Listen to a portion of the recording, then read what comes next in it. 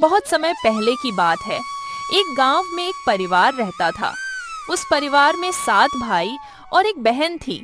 उनके माता पिता बचपन में ही चल बसे थे, लेकिन इन बच्चों ने अपनी जिम्मेदारी समझ ली थी। शुरू में सबको गुजारा करने में काड़ी परेशानी हुई, पर समय के साथ उन्होंने माँ बाप के बिना जीना सीख लिया। उस समय समाज में पुरुषों का काम शिकार करना और औरतों का काम घर बार संभालना होता था। 7 भाई आपस में हंसते बोलते हैं। बहन घर के भीतर से आती है, उसके हाथ में लकड़ियों का गट्ठा है। अरे बहन, जल्दी से खाना बनाओ, पेट में चूहे कूद रहे हैं। बस भैया, थोड़ी देर और। आज खाने में साग है। वाह, साग मुझे सबसे ज्यादा पसंद है। 7 भाई और बहन गांव में बड़े प्यार से मिलजुल कर रहते थे। जैसे ही दिन निकलता, 7 भाई शिकार के लिए जंगल निकल जाते। बहन सबके लिए खाना पकाती और घर के बाकी काम करती। भाई जब जंगल से वापस आते तो अपने साथ जानवर पक्षी मारकर लाते। बहन उनके मांस को पकाती और सब भोजन करते। ऐसे ही दिन गुजर रहे थे। एक दिन 7 भाई शिकार करने जंगल गए हुए थे। शाम होने वाली थी। बहन सबके लिए खाना बना रही थी। वह सभी के लिए हरा साग काट रही थी कि तभी हंसिए की तेज धार से उसकी उंगली कट जाती है। कटी हुई उंगली से खून बहने लगता है। ओह, मेरी उंगली कट गई। इतना सारा खून बह रहा है। अगर मेरे भाइयों ने यह देखा तो बहुत परेशान हो जाएंगे। मुझे यह बात उनसे छिपानी होगी। नहीं, कपड़े में खून देखकर वे पूछेंगे, दीवार पर पोंछूं? नहीं, यह तो साफ साफ दिखेगा। बहन बेचैन होकर इधर उधर घूमने लगी, लेकिन उसे कोई ऐसी जगह नहीं मिली जहां वह अपना बहता हुआ खून पोंछ सके और भाइयों की नज़र से बच सके। उसे कोई उपाय न सूझने पर उसने सोचा, एक काम करती हूँ, खाने के लिए जो साग बना रही हूँ उसी में यह खून पोंछ देती हूँ। इससे मेरे भाइयों को कुछ नहीं पता चलेगा। वह अपनी उंगली का खून साग में पोंछ देती है। शाम को सभी भाई जंगल से वापस आए तो बहन ने उनके लिए खाना परोसा। आज जब 7 भाई खाना खा रहे थे तब उन्हें साग बहुत ही स्वादिष्ट लगा। वाह, क्या बात है बहन, आज बहुत ही स्वादिष्ट साग बनाया है। इतना स्वादिष्ट साग मैंने अपनी पूरी जिंदगी में कभी नहीं खाया। हाँ भैया, मैं भी। यह तो कमाल का स्वाद है। बहन बस मुस्कुराती है और कुछ नहीं बोलती। भाई खाते हुए उंगलियां छाटते हैं। दिन भर के थके होने के कारण 7 भाई उस दिन जल्दी सो गए। अगली सुबह रोज की तरह वे शिकार के लिए निकल गए। रास्ते में वे आपस में बात कर रहे थे कि रात में बहन ने जो साग बनाया था वह कितना स्वादिष्ट था। हमने तो आज तक ऐसा स्वादिष्ट साग कभी नहीं खाया था। हाँ, हम सबको आज घर चलकर उससे जरूर पूछना चाहिए कि साग में उसने ऐसा क्या मिलाया था जो इतना स्वादिष्ट बना था। शाम को सभी भाई जंगल से वापस आए।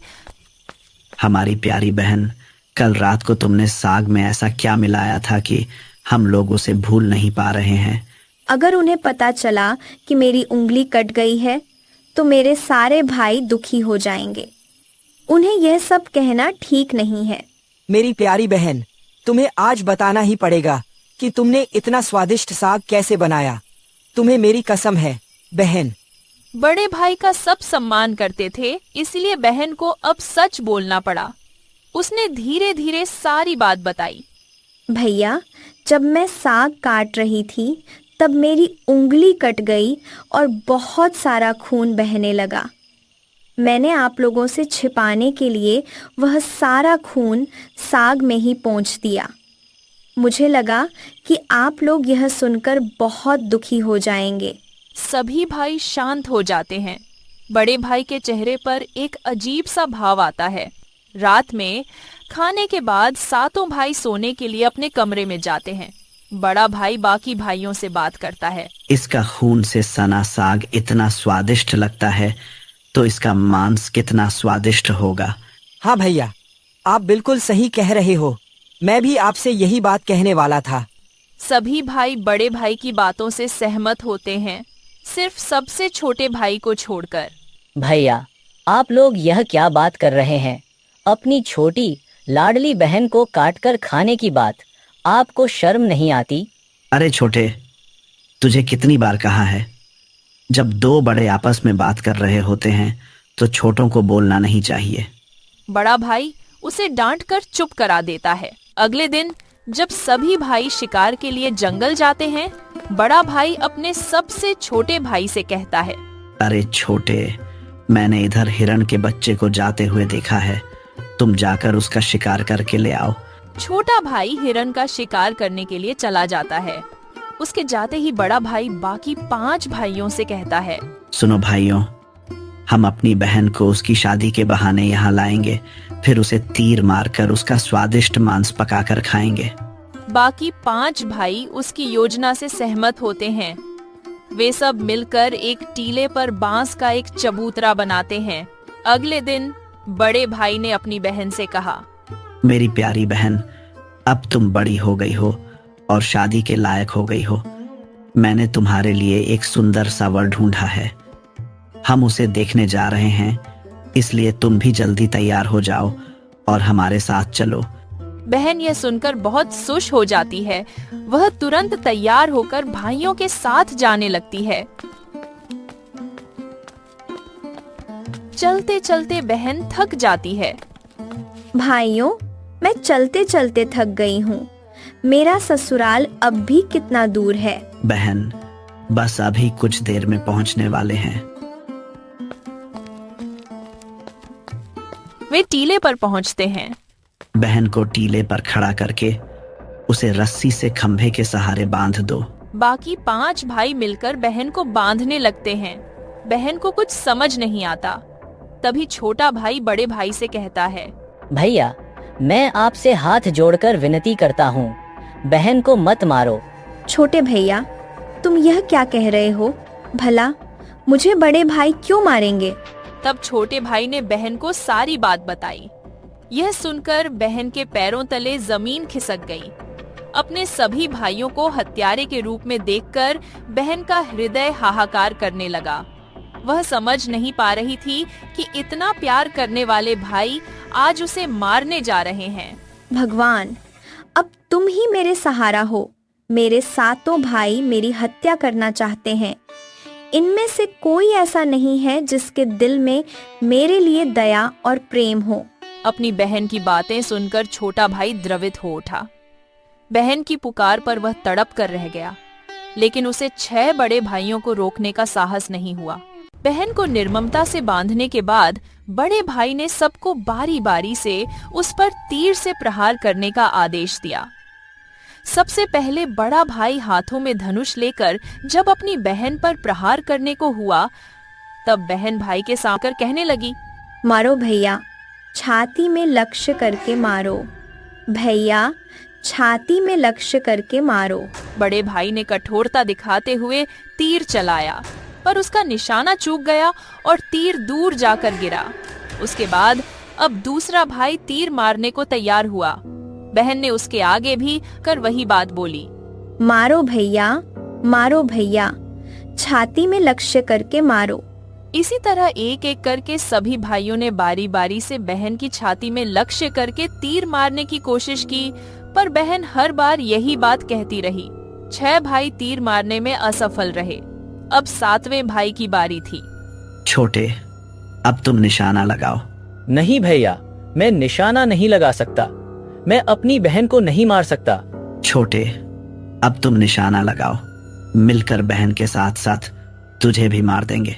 बहन ने छोटे भाई की जान बचाने के लिए अपनी जान न्योछावर करने का निश्चय किया और कहा, मारो भैया, छाती में लक्ष्य करके मारो। भैया, छाती में लक्ष्य करके मारो। तुम्हारा तीर मेरे छाती में लग जाए। मारो भैया, मारो भैया। छोटे भाई ने रोते रोते तीर चलाया और उसका तीर बहन की छाती में जा लगा। कुछ देर छटपटाने के बाद उसके प्राण निकल गए। छोटा भाई बहुत ही दुखी था। वह अपने अंदर ही घुट कर रह गया। 7 भाइयों ने मिलकर अपनी बहन के शरीर को नीचे उतारा। 6 भाइयों ने मिलकर बहन के शरीर को टुकड़ों में काटना शुरू किया। मेरे बहन के शरीर को मत काटो, इसको यहाँ से हटाना पड़ेगा। हाँ, इसको लकड़ी लाने भेज देता हूँ, वह भी एक छोटी सी रस्सी देकर। फिर देखता हूँ कैसे लकड़ी ला पाता है। फिर यह जंगल की तरफ उलझ कर रह जाएगा और हम आराम से बहन के शरीर के टुकड़े टुकड़े कर पाएंगे। सुन छोटे, यह रस्सी लेकर जा और बहुत सारी लकड़ियां जल्दी लेकर आना। अगर लकड़ियां नहीं ला पाया तो तुम्हें भी मारकर पकाकर खा जाएंगे। छोटा भाई जंगल की तरफ चला जाता है और लकड़ियां इकट्ठा करने लगता है। कुछ ही देर में उसने बहुत सारी लकड़ियां इकट्ठा कर लीं। उसने उन्हें बांध कर लाना चाहा, पर उसके बड़े भाई ने उसे बहुत छोटी सी रस्सी दी थी, जिसकी वजह से वह लकड़ियों को बांध नहीं पा रहा था। वह उसी जगह पर बैठकर रोने लगा। तभी उसके सामने एक नाग सांप आया। तुम क्यों रो रहे हो? मेरे बड़े भाई ने मुझे बहुत सारी लकड़ी लाने को कहा है और रस्सी बहुत छोटी सी दी है। अगर मैं यह सारी लकड़ियां नहीं ले गया तो मेरे भाई मुझे जान से मार डालेंगे। अच्छा, तुम रो मत, मैं तुम्हारी मदद करता हूँ। मैं तुम्हारी लकड़ियों को अपने शरीर से लपेट लेता हूँ, लेकिन तुम लकड़ियों को ले जाकर पटकना मत। सांप ने लकड़ियों को अपने शरीर से लपेट लिया। छोटा भाई लकड़ियों को लेकर वापस आ जाता है। तुम इतनी जल्दी कैसे आ गए? तुम्हें तो मैं लकड़ियां लाने के लिए भेजा था ना। बड़े भैया, मैं लकड़ियां ले आया हूँ। बड़ा भाई देखता है तो सच में छोटा भाई बहुत सारी लकड़ियां ले आया था। यह तो फिर से काम करने नहीं देगा। इसको और किसी काम में उलझाना पड़ेगा। इसको मैं छेद वाला मटका दे देता हूँ और पानी लाने के लिए कहता हूँ। फिर देखता हूँ छेद वाले मटके में कैसे पानी ला पाता है यह। तुम उस मटके को ले जाओ और नदी से पानी लेकर आओ। अगर तुम मटके से पानी नहीं ला पाए तो मैं तुम्हें मार डालूंगा। भैया, पर इस मटके में तो 4 छेद हैं। छेद वाले मटके से मैं कैसे पानी ला पाऊंगा? मैं कुछ नहीं जानता। तुम्हें इस मटके से पानी लाना होगा। छोटा भाई नदी की तरफ चला जाता है और नदी के पास जाकर रोने लगता है। तभी एक कछुआ नदी से बाहर आता है। तुम क्यों रो रहे हो? मेरे बड़े भाई ने मुझे इस छेद वाले मटके से पानी लाने के लिए कहा है। मैं छेद वाले मटके से पानी कैसे ले जाऊं? मैं तुम्हारी मदद कर सकता हूँ। मैं तुम्हारे मटके में घुसकर छेद वाली जगहों में चिपक जाता हूँ, जिससे पानी बाहर नहीं आएगा और तुम आराम से पानी ले जा सकते हो। कछुआ मटके में घुसकर छेद वाली जगह पर चिपक जाता है। छोटा भाई नदी से मटके में पानी भर लेता है। पानी भरते समय 2 मछलियाँ और एक केकड़ा पानी के साथ मटकी में घुस जाते हैं। छोटा भाई पानी लेकर वापस आता है। छोटा भाई देखता है कि उसके बड़े भाई लोग बहन के मांस को बड़े शौक से पका रहे थे। वह सोचने लगा, ये लोग बहन का मांस पका रहे हैं। पकाने के बाद सभी लोग खाएंगे और मुझे भी खाने के लिए कहेंगे, लेकिन मैं अपनी प्यारी बहन का मांस नहीं खा पाऊंगा, और अगर नहीं खाऊंगा तो दूसरे भाई मुझे जान से मार देंगे। अब मैं क्या करूं? तभी उसे मटकी में 2 मछलियां और एक केकड़ा दिखाई देते हैं। वह चुपके से पक रहे मांस में अपने साथ लाई मछलियां और केकड़े कढ़ाई में डाल देता है और अपना खाने का जुगाड़ कर लेता है। जब चावल और मांस तैयार हो गया तो छोटे भाई ने पहले ही अपने बैठने के स्थान पर एक छोटा सा गड्ढा खोद लिया था। जब सभी लोग खाना खा रहे थे तब सबसे छोटे भाई ने अपनी बहन के मांस को चुपके से उस गड्ढे में डाल दिया और मछली चावल खाने लगा। जब सभी ने बहन के शरीर का मांस खाकर अपना पेट भर लिया तो बड़े भाई ने 7वें भाई को कहा, सुन छोटे, सारा जूठन साफ कर दो। छोटा भाई बची खुची हड्डियां और शरीर के अन्य भाग इकट्ठा करके जमीन में गाड़ देता है और ऊपर से मिट्टी डाल देता है। दिन बीतते गए। कुछ वर्षों के बाद जहां पर मिट्टी में बहन के मांस के टुकड़े और हड्डियां गाड़ दी गई थीं, उस स्थान पर एक बहुत सुंदर बांस का पौधा उगाया। धीरे धीरे वहां बांसों का एक झुंड बन गया। एक बार एक महात्मा उसी रास्ते से जा रहे थे। जब उन्होंने बांस का पौधा देखा तो उन्हें बहुत अच्छा लगा। उन्होंने बांस के एक हिस्से को काटकर एक बहुत ही सुंदर बांसुरी बनाई और वह उसे बजा बजाकर दिन भर लोगों के घर जाकर भिक्षा मांगते और बदले में वो सारे उपदेश देते थे।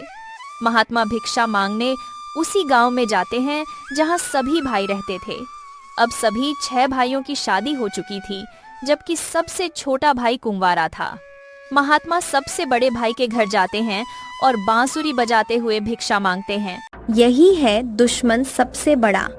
बड़े भाई के घर नहीं बज रहे। बांसुरी, दया, प्रेम सब छोड़कर रिश्ते में यही दाग लगाया है। नहीं बज रहे बांसुरी, यही है दुश्मन सबसे बड़ा। बांसुरी से बार बार निकल रही इस तरह की आवाज से बड़े भाई के पसीने छूटने लगे। जल्दी से महात्मा को भिक्षा देकर विदा करो।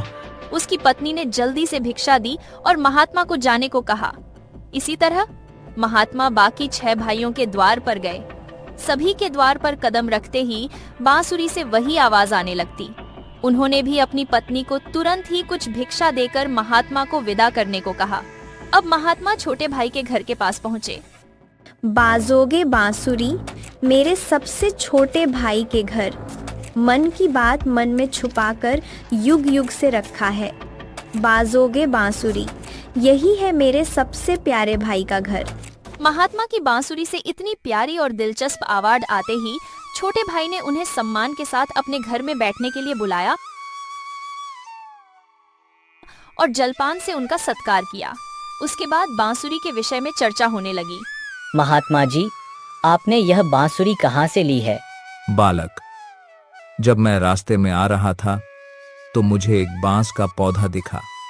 वह मुझे बहुत ही प्यारा लगा। तब मैंने उसको काट कर यह मधुर बांसुरी बनाई है। महात्मा जी, क्या आप मुझे यह बांसुरी दे सकते हैं? पता नहीं क्यों यह बांसुरी मुझे मेरी बहन की याद दिला रही है। छोटे भाई ने उस बांसुरी को लेने की प्रार्थना की तो महात्मा ने उसे वह बांसुरी सौंप दी। महात्मा के चले जाने के बाद छोटे भाई ने उस बांसुरी को अपने बिस्तर के सिरहाने की तरफ साफ सुथरी जगह पर रख दिया। कुछ दिनों के बाद छोटे भाई के घर में बदलाव दिखाई देने लगा। जब वह काम से घर लौट कर आता तो सारा घर साफ सुथरा रहता और सारा सामान सजाया हुआ रहता। छोटे भाई को यह देखकर बड़ा आश्चर्य होता था कि उसका घर रोजाना साफ सुथरा कैसे रहता है, जबकि वह खुद कामकाज में इतना व्यस्त रहता था कि घर के लिए समय ही नहीं मिलता था। उसने यह रहस्य जानने का निश्चय किया। एक दिन वह काम पर नहीं गया और घर के जाना समय ही नहीं मिलेगा। एक कोने में छिपकर बैठ गया। जैसे ही घर में आमोशी छाई, जहां बांसुरी रखी थी, वहां से उसकी मृत बहन जैसी दिखने वाली एक काया बाहर निकली और चुपचाप घर की सफाई करने लगी। उसने एक एक सामान को उसकी सही जगह पर रखा और पूरे घर को चमकाने लगी। उसकी हर हरकत में एक अपनापन था, मानो किसी अपने के घर को सजा रही हो। छाया अपना काम खत्म करती है और वापस बांसुरी में समा जाती है। छोटा भाई यह सब देखकर हिल भी नहीं पाता है। जब वह पूरी तरह बांसुरी में समा जाती है, तब जाकर वह राहत की सांस लेता है।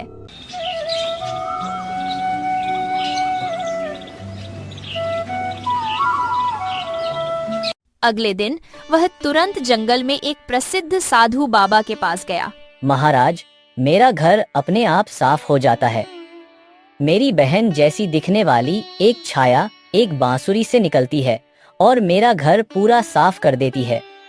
उसके काम करने के तरीके में पूरा अपनापन होता है। बेटा, यह कोई साधारण घटना नहीं है। मैं तुम्हें एक उपाय बताता हूँ। तुम ध्यान से सुनो।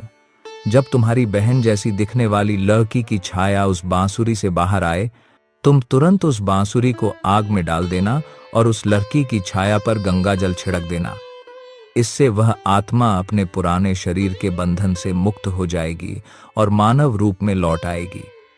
लेकिन याद रखना, अगर तुम यह करने में जरा भी देर करोगे तो शायद वह हमेशा के लिए गायब हो जाएगी। छोटे भाई ने साधु बाबा की बात को गंभीरता से लिया। उसने तय किया कि वह अगले दिन ही यह उपाय करेगा। अगले दिन भी वह काम पर नहीं गया। वह फिर से उसी जगह छिपकर बैठ गया। इस बार वह पहले से ज्यादा सतर्क और तैयार था। उसकी आंखें बांसुरी पर थीं। तभी वही पार आने वाले साधु बाबा को देह खरीदा। हल्की सरसराहट हुई और बांसुरी से वही रोशनी निकली। धीरे धीरे उसकी बहन फिर से प्रकट हुई। उसने हमेशा की तरह घर की सफाई शुरू कर दी। जैसे ही बहन अपना अंतिम काम पूरा करती है और वापस बांसुरी की ओर बढ़ती है, छोटा भाई तुरंत बांसुरी को उठाता है और उसे आग में डाल देता है। बांसुरी जलते ही बहन की काया अचानक रुक जाती है। तभी छोटा भाई बिना समय गंवाए उस पर तुलसी गंगाजल छिड़क देता है। जैसे ही तुलसी गंगाजल की बूंदें उस लड़की की छाया के ऊपर पड़ी, अचानक एक चमत्कार हुआ। धीरे धीरे वह मानव रूप में परिवर्तित होने लगी। छोटा भाई एकदम चौंक गया। वह अपनी आंखों पर विश्वास नहीं कर पा रहा था। जिससे वह एक दर्दनाक हादसे में हमेशा के लिए खो चुका था, आज फिर से उसके सामने खड़ी थी। आंसुओं की धारा उसकी आंखों से बहने लगी। बहन, तुम वापस आ गईं। भैया, तुम मुझे लेने आए। छोटे भाई ने अपनी बहन का हाथ थाम लिया, जैसे वह कभी उसे दोबारा खोना नहीं चाहता था। छोटे भाई ने तय किया कि वह अपने 6 भाइयों को उनके पापों का एहसास कराएगा। उसने पूरे गांव वालों को इकट्ठा किया। उसके चेहरे पर दर्द और आंखों से आंसुओं की धारा बह रही थी। उसने कांपती आवाज में कहना शुरू किया, आज मैं आप सभी को एक बहुत बड़ा सच बताने जा रहा हूँ। एक ऐसा सच जिसे सुनकर आपके रोंगटे खड़े हो जाएंगे और आपको अपने ही परिवार से भरोसा उठने लगेगा कि कोई अपनों के साथ भी ऐसा कर सकता है। लेकिन मैं ऊपर वाले से यही दुआ करता हूँ कि ऐसा किसी के साथ न हो। मेरी बहन जो वर्षों पहले मर चुकी थी, उसकी मौत कोई हादसा नहीं थी, बल्कि मेरे अपने ही 6 भाइयों ने उसे शादी का झांसा देकर जंगल में ले गए और मेरे ही हाथों उसकी हत्या करवा दी। इतना ही नहीं, उन्होंने उसके शव के टुकड़े कर उसके मांस को पकाकर खा भी लिया। इतना सुनते ही गांव वालों की सांसें थम गईं। लेकिन पता नहीं यह ईश्वर का कैसा चमत्कार है। मेरी बहन जो वर्षों पहले इस हादसे का शिकार हुई थी, वो आज भी हम लोगों के बीच बिल्कुल सही सलामत खड़ी है। आओ बहन, सबके सामने आओ। बहन धीरे धीरे आगे बढ़ती है। जब वह सबके सामने आई तो उसे देखकर सभी की आंखें फटी की फटी रह गईं। किसी को भी अपनी आंखों पर यकीन ही नहीं हो रहा था कि जो लड़की वर्षों पहले मर चुकी थी, वो आज उन सब के सामने खड़ी है, बिल्कुल वैसे ही जैसे पहले थी। गांव वालों को छोटे भाई की बातें सुनकर और उसकी बहन पर हुए अत्याचार को देखकर सभी की आंखें नम हो गईं। बहन के पुनर्जन्म की बात जब 6 भाइयों तक पहुंची तो मानो जैसे उनके पैरों तले जमीन खिसक गई हो। इन दरिंदों को समाज में रहने का कोई अधिकार नहीं है। जो अपनी ही बहन को मारकर खा सकते हैं, वो गांव भला इन राक्षसों से कैसे सुरक्षित रहेगा। हमें अभी इन राक्षसों को गांव से बाहर कर देना चाहिए। अब लोगों का गुस्सा 7वें आसमान पर था। गांव के बड़े बुजुर्गों ने विचार किया कि हमें इन पापियों को सजा देना ही होगा। अगर आज इन्हें छोड़ दिया गया तो पता नहीं आए दिन ये किसके लिए कब और कैसी मुसीबत बन जाए। तभी बड़े बुजुर्गों का आदेश पाकर गांव के कुछ लोग 6 भाइयों के घर गए और उनको घसीटते हुए सभी के सामने ले आए। डर के मारे सभी भाइयों की हालत बहुत ज्यादा खराब हो चुकी थी। अब गांव वालों ने फैसला सुनाया, इन दुराचारियों को लाठियों और डंडों से पीटते हुए गांव की सीमा तक छोड़ा जाए। और याद रहे, आज के बाद ये कभी भी इस गांव में दिखाई नहीं देने चाहिए। इतना सुनते ही 6 भाई गांव वालों के सामने गिड़गिड़ाकर अपनी जिंदगी की भीख मांगने लगे। लेकिन उनकी काली करतूतों को जानकर किसी को भी उन पर दया नहीं आई। यहाँ तक कि उनकी पत्नियां भी उनकी घिनौनी हरकतों को जानकर उनको हमेशा के लिए छोड़कर अपने मायके चली गईं। अब 6 भाइयों को लग रहा था कि आज उनकी जिंदगी का आखिरी पल है। तभी उनकी ऐसी दुर्दशा और बेबस हालत देखकर बहन से रहा नहीं गया। वह उनको बचाने के लिए आगे आई। मैं मानती हूँ कि मेरे भाइयों की गलती माफ करने लायक नहीं है, लेकिन हैं तो ये मेरे अपने ही भाई। इन्हें अपनी गलती का एहसास हो चुका है। मैं आप सभी से हर विनती करती हूँ कि इन्हें अपनी गलतियों को सुधारने का एक मौका दीजिए। बहन गांव वालों से मिन्नतें कर रही थी। यह सब देखकर 6 भाइयों का हृदय कांप उठा। वे आपस में एक दूसरे से कहने लगे, जिस बहन के ऊपर हम लोगों ने इतना अत्याचार किया, आज वही हमें बचाने के लिए आई है। भाइयों की आंखों में पश्चाताप के आंसू थे। गांव वालों ने बहन की बात मानी और भाइयों को छोड़ दिया। अपनी गलतियों का एहसास होने के बाद चाकू उसके पंख में लग जाता है और उसके पंख से खून बहने लगता है। इंदु इधर उधर देखने लगी। तभी उसने ना चाहते हुए भी खून को हिरन के मांस में मिला दिया। कई समय पहले एक जंगल में 7 चील अपनी इकलौती बहन के साथ एक बड़े से घोंसले में रहते थे। सातों भाई रोज जंगल में जाकर शिकार कर कर ले आते और बहन उस शिकार को पकाने का काम करती। इकलौती होने के कारण सातों भाई अपनी बहन को बहुत लाड प्यार किया करते। सुनिए भैया, आज कुछ बढ़िया सा शिकार ले आइए और हाँ, मुझे कुछ सब्जियां भी ला कर दीजिए। खाना पकाने के लिए मुझे उनकी जरूरत है। ठीक है बहन, जैसा तुम कहो। मुन्ना, शीला, तुम दोनों सब्जियां लाने जाओ और बाकी सब मेरे साथ चलो। हम शिकार करने जाते हैं। बड़े भाई के कहे मुताबिक दोनों चील सब्जियां लाने चले गए और बाकी बचे सभी चील शिकार की खोज में चले गए। शिकार की तलाश में वो बहुत दूर तक चले गए, लेकिन उन्हें कहीं पर भी कोई शिकार नहीं मिला। अरे, कोई शिकार क्यों नहीं मिल रहा? सुनो भाइयों, आओ जरा पेड़ की छांव में बैठ जाते हैं। सभी थककर पेड़ की डाल पर बैठ गए। अरे भाई, लगता है हमें आज शिकार नहीं मिलेगा। आज तो हमें सब्जियां खाकर ही काम चलाना होगा। अरे लखा, क्या कह रहा है? हमारी बहन ने कितने प्यार से कहा है कि कोई बढ़िया शिकार लेकर आओ। अगर हम ऐसे ही खाली पंख चले गए तो बहन का दिल टूट जाएगा। हाँ, वो भी है। तभी वहाँ पर बूढ़ा गिद्ध, जो चीलों के पिता का बहुत ही खास दोस्त था, वो वहाँ पर आ जाता है। अरे नाना, आप हो, तुम सबको चिंता में देखा, इसीलिए तुम्हारे पास आ गया। बताओ क्या हुआ? इतने परेशान क्यों लग रहे हो? अरे नाना, हम बहुत देर से शिकार ढूंढ रहे हैं, लेकिन हमें कोई शिकार नहीं मिल रहा। और ऊपर से बहन ने कहा है कि आज उसे कोई अच्छा शिकार खाना है। अच्छा, तो ऐसी बात है। फूलों के बगीचों के पीछे जो एक गुफा है, वहाँ पर एक हिरन अपने बच्चे के साथ रहती है, लेकिन अभी वो खाना लाने गई है, इसीलिए उसका बच्चा अभी गुफा में अकेला है। तो जाओ, जाकर बच्चे का शिकार करो। अच्छा, क्या सच में? आपका बहुत बहुत शुक्रिया नाना। पिताजी के जाने के बाद आप ही तो है जो हम भाई बहन को समझते हैं। हाँ, जाओ जाओ, वरना वो हिरन भी हाथ से चला जाएगा। चलो रे, वो हिरन हाथ से नहीं जाना चाहिए। अरे नाना, आप भी रात का खाना खाने हमारे घर आ जाना। ठीक है, मैं आ जाऊंगा। सभी भाई मिलकर गुफा के अंदर चले जाते हैं। वहाँ एक हिरन का बच्चा सो रहा था। सभी चीलों ने मिलकर उस बच्चे का शिकार कर लिया और शाम होने से पहले शिकार लेकर अपने घर आ गए। ये ले बहन, शिकार।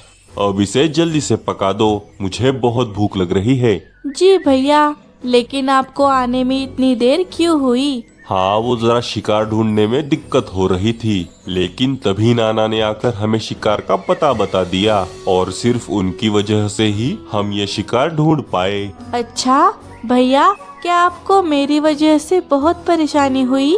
नहीं बहन, भला तुम्हारी बात हम थोड़े ही टाल सकते हैं। और हाँ बहन, नाना भी खाना खाने के लिए आने वाले हैं, तो जरा ज्यादा खाना बनाना। भाइयों की बात सुनकर इंदु बड़ी खुश हो गई। वो फटाफट रसोई में जाकर खाना बनाने लगी।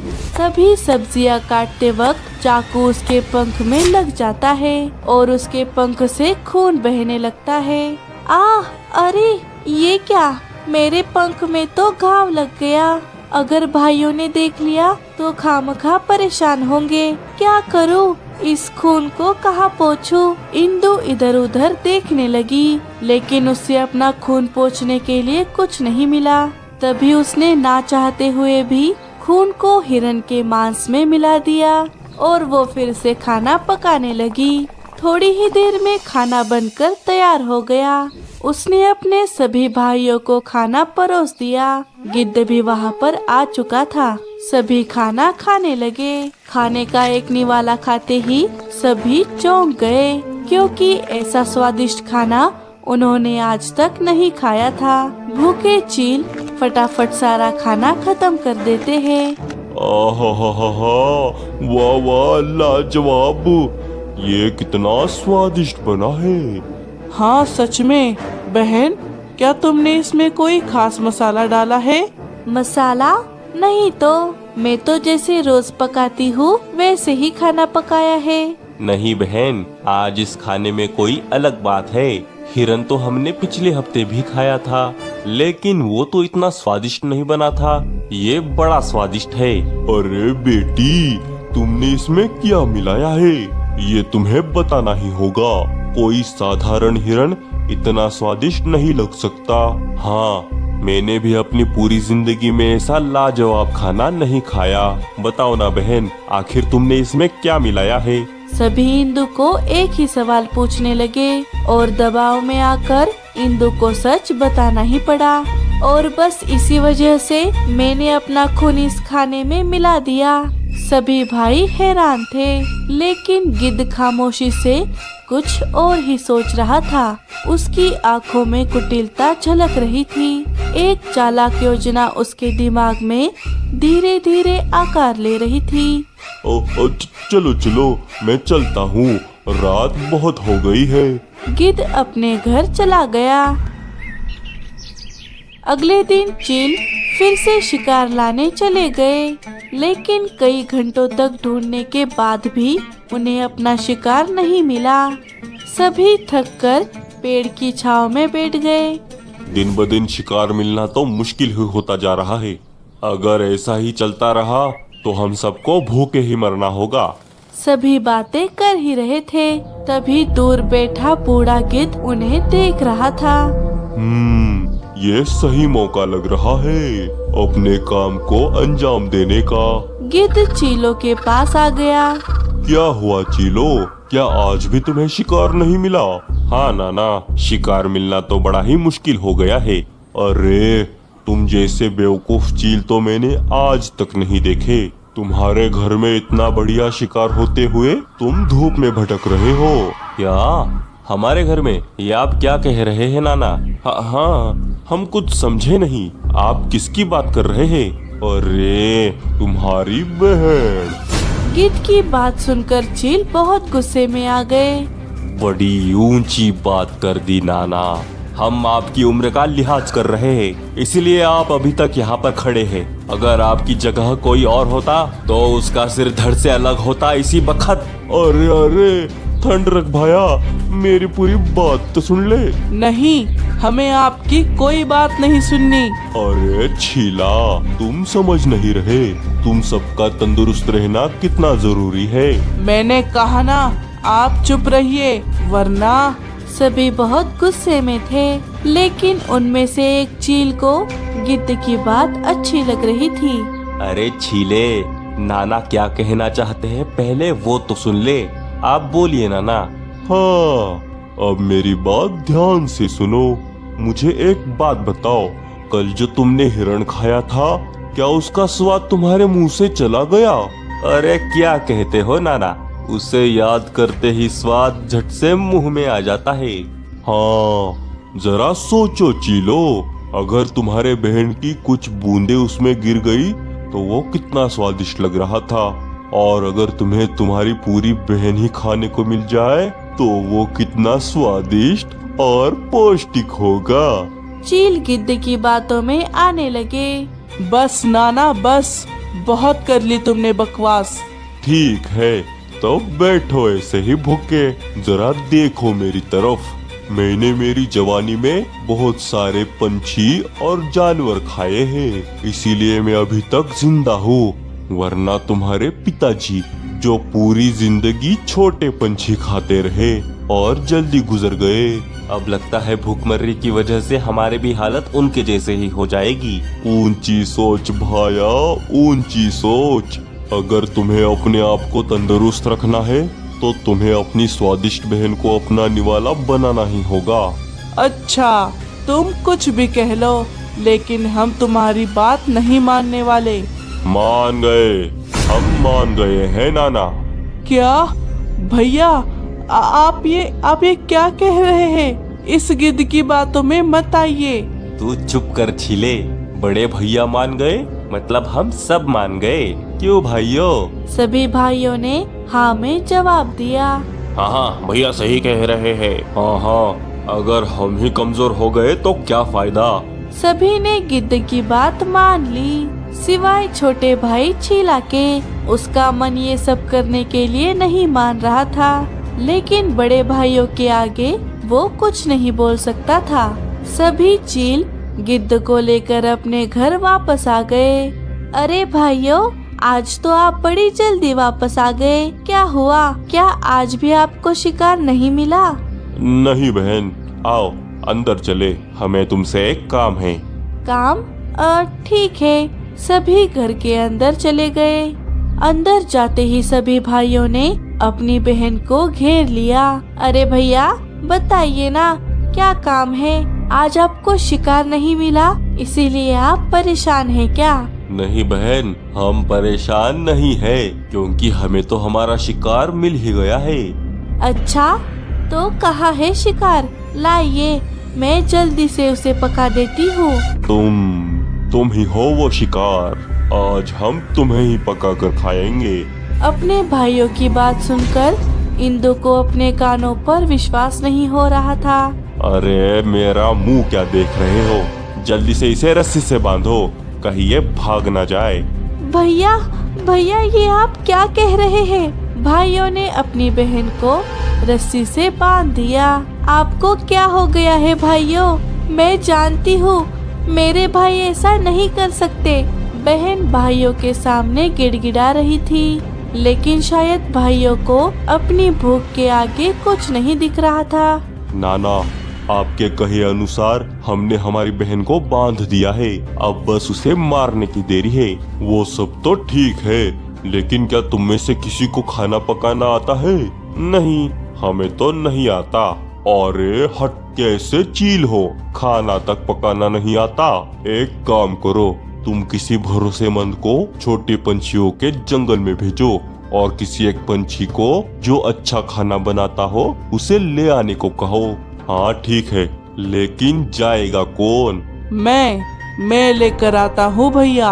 हाँ ठीक है, जाकर जल्दी से लेकर आ। इतना कहकर छीला छोटे पंछियों के इलाके में चला गया। छीला एक पेड़ पर बैठ गया। अरे अब मैं किससे मदद मांगू?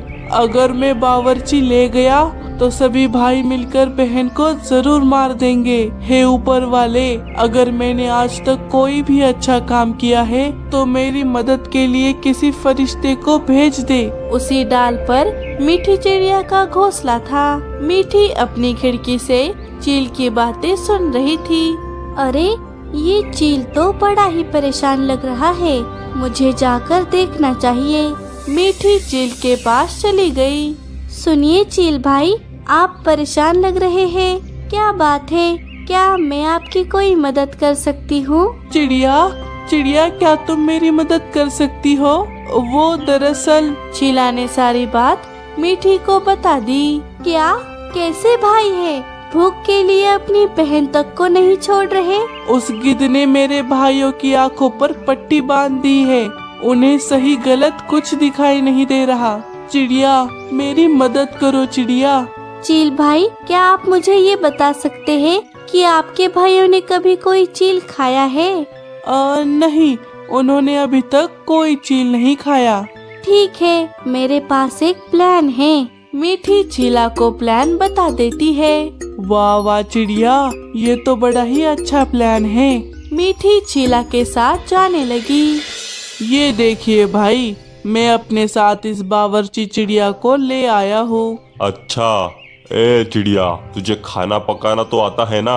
हाँ चील भाई, मुझे खाना पकाना आता है। ठीक है, जा छीले, इसे अंदर ले जा और पहले इंदु का काम तमाम कर दे। छीला मीठी को अंदर ले गया। अंदर उसकी बहन को बंधा देख मीठी को उस पर बहुत दया आ गई। मार दो भाई, मुझे मार दो। मैं तुम जैसे चीलों की बहन हूँ, ये मेरी ही फूटी किस्मत है। अरे चील बहन, मैं और चील भाई आपकी मदद करने आए हैं। बहन, माँ के जाने के बाद एक तुम ही तो हो जिसने मुझे माँ की कमी महसूस होने नहीं दी। मैं तुम्हें कैसे मार सकता हूँ? तुमने मेरा बिल्कुल माँ जैसा ख्याल रखा है। हे ऊपर वाले, कोई तो है जो मुझे सच में प्यार करता है। चील भाई, आप भी बाहर जाइए, तब तक मैं खाना पका देती हूँ। चील बाहर चला गया। मीठी ने अपने साथ लाए हुए मशरूम को पका दिया और उनकी सब्जी बनाकर सभी को परोस दिया। अरे वाह, खुशबू तो बहुत बढ़िया आ रही है। अरे वाह चिड़िया बावर्ची, अच्छा काम किया है तूने। चलो अभी दावत का मजा उड़ाते हैं। सभी ने बड़े चाव से खाना खाया। किसी को खाने पर शक तक नहीं हुआ। सभी को यही लगा कि वो उनकी बहन को ही खा रहे हैं। वाह वाह, ये तो उस दिन से भी ज्यादा स्वादिष्ट बना है। इतना स्वादिष्ट और पौष्टिक खाना खाकर मेरे तो शरीर में अलग ही ऊर्जा आ गई है। क्यों चील, सही कहा ना? चीलों ने खाना तो खा लिया था, लेकिन अब उन्हें अपनी बहन को खाने का पछतावा हो रहा था। भाइयों, ये हमने क्या कर दिया? हम अपनी प्यारी बहन को मारकर खा गए। नहीं, हम ऐसा कैसे कर सकते हैं? भाई, हमें क्या हो गया था? हम इतने क्रूर कैसे हो गए? जिस बहन ने हमें इतना प्यार दिया, हमने उसी को मार दिया। हमारी बहन हमें कभी माफ नहीं करेगी। चीला, तू सही कह रहा था। हमें तेरी बात मान लेनी चाहिए थी। तेरी बात ना मानकर हमने बहुत बड़ा पाप किया है। मैं अपने आप को कभी माफ नहीं कर सकता। अब मेरे गलती की एक ही सजा है, मेरी मौत। रुक जा लखा, तूने अकेले नहीं बल्कि हम सब ने मिलकर ये गिरा हुआ काम किया है। हमारी बहन तो हमारे पास वापस नहीं आ सकती, इसीलिए हम सभी उसके पास जाएंगे। हो मर जाओ, मैं तुम्हें भी खा जाऊंगा। सभी चीलों ने मरने का फैसला कर लिया। तभी रुक जाइए भैया, हमारी बहन जिंदा है। क्या चीले, तू क्या कह रहा है? हाँ भैया, मैं सच कह रहा हूँ। बहन, बाहर आ जाओ। चीलों की बहन बाहर आ गई। बहन को जिंदा देखकर सभी भाइयों को ऐसा लगा जैसे उन्हें उनकी जिंदगी की सारी खुशियाँ वापस मिल गई हो। अरे ये जिंदा कैसे है? अरे देख क्या रहे हो चीलो, मार डालो इसे। नहीं, बहुत हो गया गिद्ध, अब हम तेरे बहकावे में नहीं आएंगे। अच्छा, तुम ना सही, मैं ही इसका काम तमाम कर देता हूँ। तो अब तू मारेगा हमारी बहन को। आज तो मैं तुझे नहीं छोड़ूंगा। गिद्ध वहाँ से भागने लगा। लखा भी उसे पकड़ने के लिए उसके पीछे चला गया। हम तुमसे माफी मांगने के लायक भी नहीं हैं। हाँ बहन, हमें माफ कर दो, वरना पूरी जिंदगी हमें पछतावे में जीना होगा। भाइयों, मुझसे माफी मांगने की कोई जरूरत नहीं है। मैं जानती हूँ आप मुझे मारने की कभी सोच नहीं सकते। ये सारा किया धरा उस गिद्ध का था। मीठी बहन, अगर आज तुम हमारी मदद नहीं करती तो शायद भाइयों की आंखों से ये पट्टी कभी नहीं हटती। आपकी मदद करके मुझे भी बहुत अच्छा लगा। चलिए, मैं चलती हूँ। भाई बहन को फिर से मिलाकर चिड़िया वहाँ से चली गई। अरे वाह वाह, दिमाग भले ही गंदा था, लेकिन खाने में तो ये गिद्ध बड़ा ही स्वादिष्ट है। दोस्तों, अगर आपको ऐसी ही इंटरेस्टिंग और मॉरल स्टोरीज देखनी है तो हमारे चैनल को सब्सक्राइब करें। जंगल में बिजलियों की कड़कड़ाहट के साथ बड़ी ही